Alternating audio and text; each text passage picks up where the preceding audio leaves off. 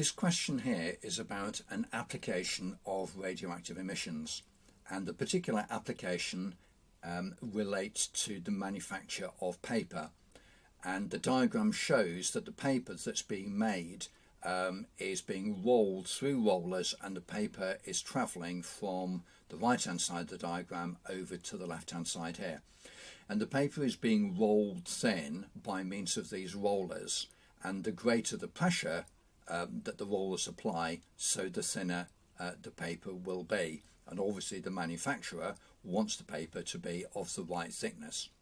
So what's happening is that there's a radioactive source that is being placed above the paper there, and then there's a Geiger-Müller tube which is underneath, which will detect the radiation that is coming through.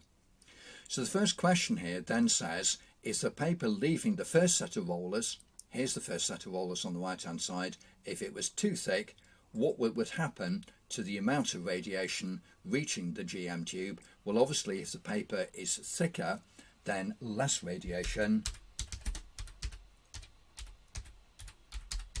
will reach the tube. The next part of the question then goes on to say, what would need to happen to the pressure on the rollers to correct this?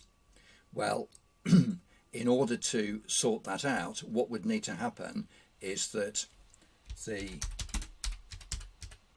pressure on the rollers would need to be increased.